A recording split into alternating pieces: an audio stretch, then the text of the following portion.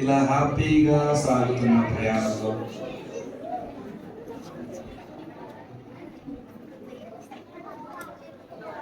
తన జీవితంలో యేసయ్య ఉన్నాడు కాబట్టి యేసయ్య ప్రేమ ఉంది, సమాధానం ఉంది, సంతోషం ఉంది. అలా హ్యాపీగా వెళ్తా ఉన్నాడు. హ్యాపీగా వెళ్తున్న సమయంలో తన జీవితంలోకి అందం వస్తుంది.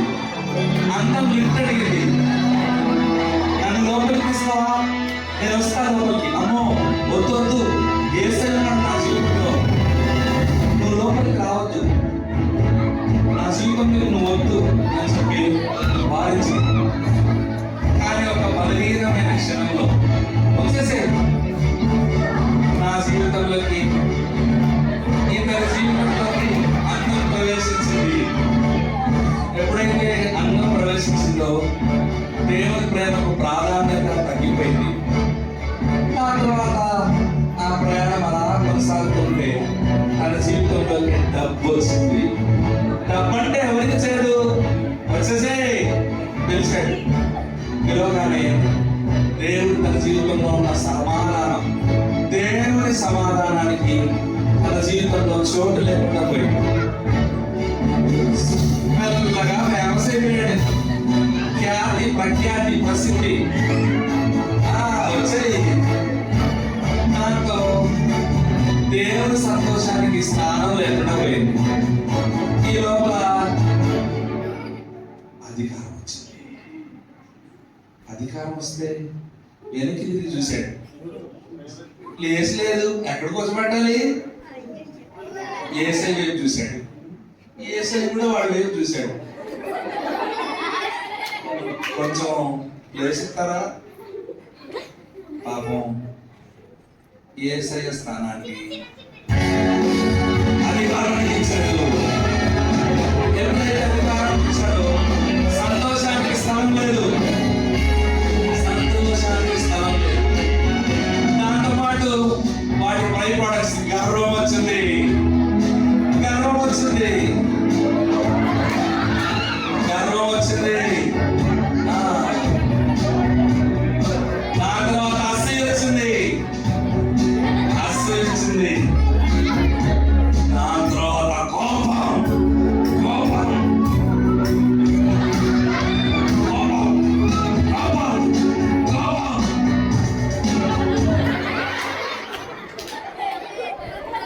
యేసయ్యకి తన జీవితంలో స్థానం లేకుండా అయిపోయింది.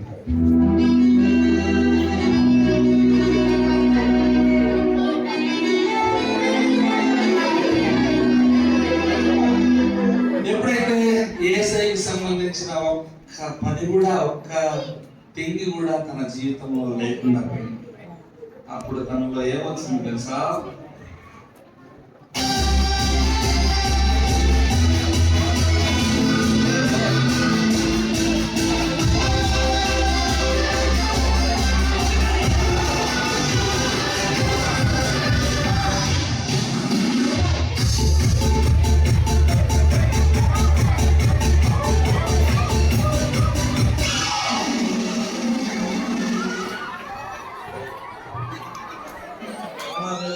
వారికి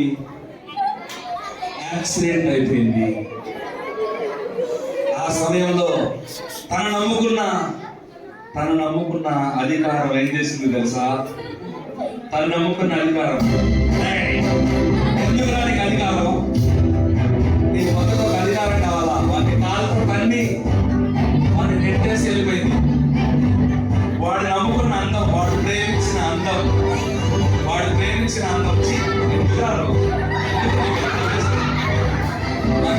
వెళ్ళిపోయింది. వాడు నమ్ముకున్న డబ్బు వాటికి కాళ్ళని వెళ్ళిపోయింది.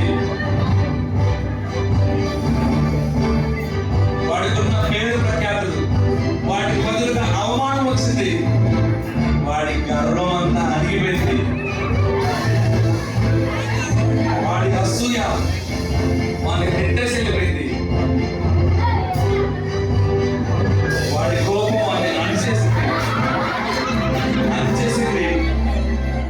ఇవన్నీ పోయిన తర్వాత తన జీవితంలోకి ఇంకా ఒక 3 కొత్త సంగతులు వచ్చాయి.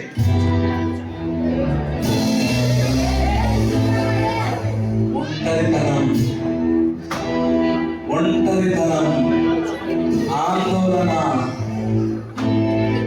యాంగ్జైటీ, డిప్రెషన్, ఒత్తిడి.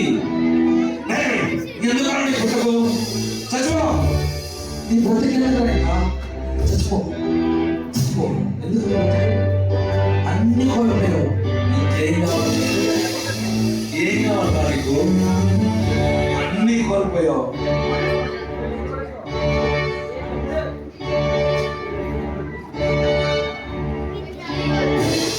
అలాగా తనలో చాలా మదన పడిపోతున్నాడు. ఎందుకు బతుకున్నానా అని ఆలోచిస్తా ఉన్నాడు. తన జీవితంలో ఏం కాదుకోవట్లా. వాడికి వచ్చేదన్నా దాడ్సాన్ని చచ్చిపో, ఎందుకు చచ్చిపో అని చెప్పి అనేక విధాలుగా పీడిస్తా ఉన్నాడు. ఆ సందర్భంలో తన జీవితంలో యేసయ్య ఉంటే ఎంత బాగుందని గుర్తు తెచ్చుకున్నాడు. గుర్తు చేసుకొని మోకాలు వేశాడు.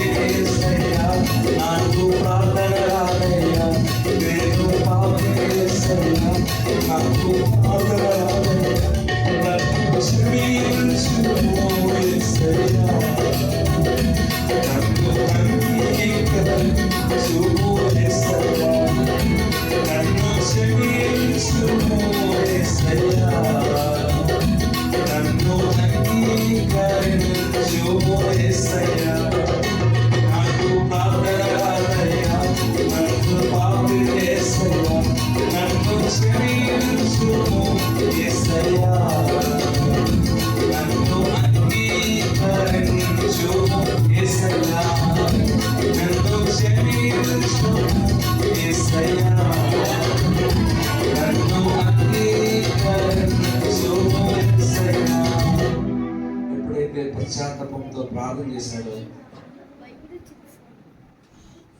అప్పుడు తనకి యేసయ్య తను కోల్పోయిన ప్రేమ, సంతోష, సమాధానాన్ని తీసుకొచ్చి తనకు రక్షణ ఇచ్చాడు.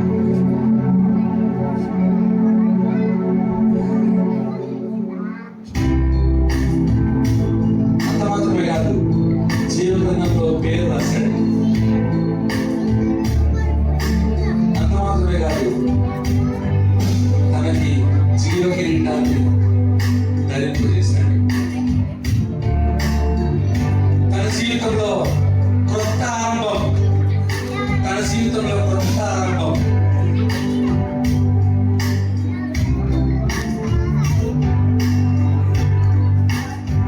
ఈసారి బండికి డ్రైవర్ ఎవరో తెలుసా? చూడండి, యేసయ్య తన బండికి డ్రైవర్ అయ్యాడు. మునుపటిలాగా ఇంతకు ముందు తనే డ్రైవర్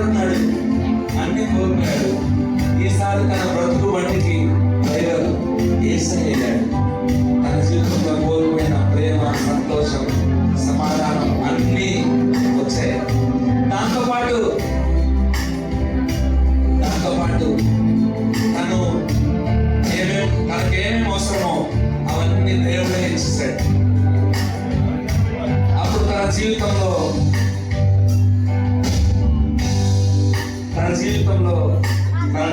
ఉండే పాట ఏంటి తెలుసా?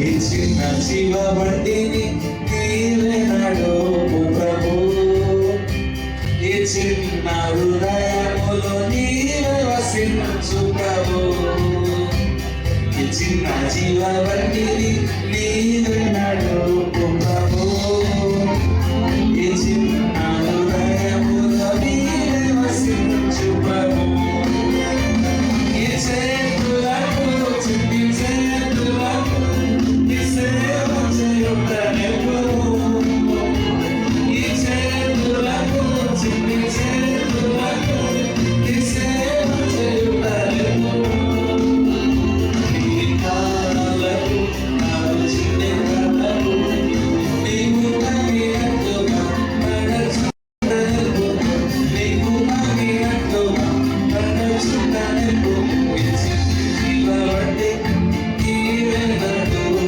ప్రభు, ఈ చిన్న హృదయము నీవే వసించు ప్రభు, ఈ చిన్న హృదయములో నీవే వసించు ప్రభు, ఈ చిన్న హృదయములో నీవే వసించు ప్రభు. చూడండి, నీ బండిలో ఎవరున్నారు డ్రైవరు? నిజం చెప్పు. ఒకవేళ లేకపోతే ఈ రోజు నుంచి యేసయ్యని డ్రైవర్గా పెట్టుకోవాలి. నాకు డ్రైవర్ పని చేస్తాడా అంటే కాదు, ఆయన ఎక్కడ ఆపాలంటే అక్కడ ఆపుతాడు, ఎవరిని ఎక్కించుకోవాలంటే వాళ్ళనే ఎక్కించుకోవాలి. ఏం అవసరమో అదే దేవుడు మనకు ఇస్తాడు. మనం అడిగిందల్లా ఆయన ఇవ్వడు.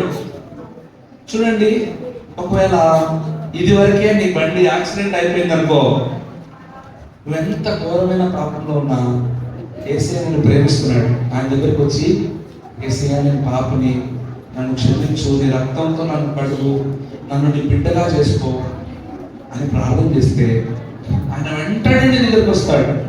ఆయన దగ్గరికి వచ్చేవారిని ఆయన ఎప్పుడు త్రోసివేసేవాడు కాదు.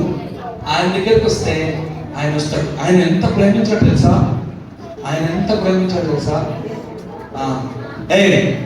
నువ్వు చేతులతో చేసే దొంగతనానికి పక్కన నీకు ఇచ్చుతావు, ఇంకా అల్లరి పనులు చేస్తావు, చేతులతో చేసే చెడ్డ పనులు అన్నిటి కొరకై ఆయన రెండు చేతుల్లో చిల్లలు పడిపడ్డాయి.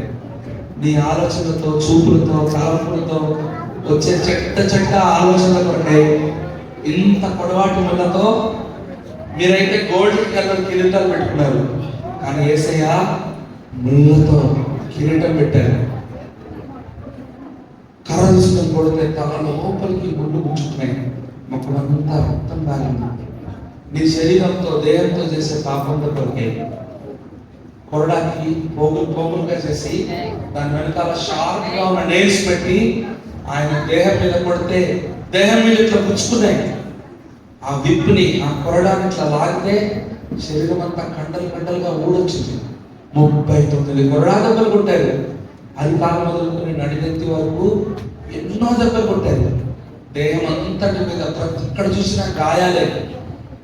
అట్లాంటి గాయపడిన ఆయన తన దేహం మీద 150 కిలోల బరువు ఉన్న సిలువ అంటే పాలిష్ చేసిన చెక్క ముక్క రాదు, అది గరుకైంది, బరువు అయింది, బెరడు కూడా తీయని ఒక మ్రాను తన గాయపడిన భుజాల మీద ఆ గరుకైన బరువైన సిలువ, నీ నా పాప భారం ఆయన మోసుకుంటూ మండు టెండలో, మిట్ట మధ్యాహ్నం మండు టెండలో, ఒట్టి కాళ్ళ మీద గరుకురాళ్ళలో ఆ కలువని కొండెక్కాడు. ఎంత భారం, ఎంత నొప్పి భరించాడు తెలుసా? కారణం ఏంటంటే నీకు నాకు రావాల్సిన పనిష్మెంట్, పాపం ద్వారా నీకు నాకు రావాల్సిన మరణ శిక్షని ఆ కలువరి సిలువలో యేసయ్య భరించాడు. ప్రేమ చూపించాడు. నీ కొరకు నాకు ఎవరైనా దెబ్బలు తింటారా? ఎవరైనా మనం దెబ్బలు తింటే వాడికి అట్టే కావాలా, ఆ అమ్మాయికి అట్లే కావాలంటారు. కానీ నిన్ను నన్ను ప్రేమించే వాళ్ళు ఎవరు లేరు. యేసయ్య ప్రేమించాడు. మనము ప్రభా నేను పాపిని, నన్ను క్షమించు, నన్ను నీ బిడ్డగా చేసుకొని ఒక్క నిజమైన పశ్చాత్తాపంతో కన్నీటితో నువ్వు ప్రార్థన చేస్తే యేసయ్య నీలోకి వస్తాడు, నీతో సహవాసం చేస్తాడు. మన తీరేంట్రా సహవాసం. నీతో సహవాసం చేయాలని, నీతో ఫ్రెండ్షిప్ చేయాలని యేసయ్యకి ఇష్టం. అయితే నీతో ఫ్రెండ్షిప్ చేయాలంటే నీలో పాపం ఉంటే, నీలో పాత అలవాట్లు పెట్టుకుంటే యేసయ్య నీతో సహవాసం చేయలేడు. ఇదిగో ఈ వీబెస్కి వచ్చావు, ఇదే ఇంకా లాస్ట్ లెసన్, లాస్ట్ మాట. ఈ వీబెస్ లో ఒక తీర్మానం తీసుకొని పో. యేసయ్యని నీ ఫ్రెండ్గా, నీతో నీకు సహవాసంలో ఆయన చేర్చుకొని, అంటే ఆయన సహవాసంలో నువ్వు చేరి నీ పాపాలను క్షమించి ఒప్పుకొని విడిచిపెట్టి ఇక నుంచి ప్రభు కొరకు బ్రతుకుతాను అనే ఒక తీర్మానంతో పోవాలి.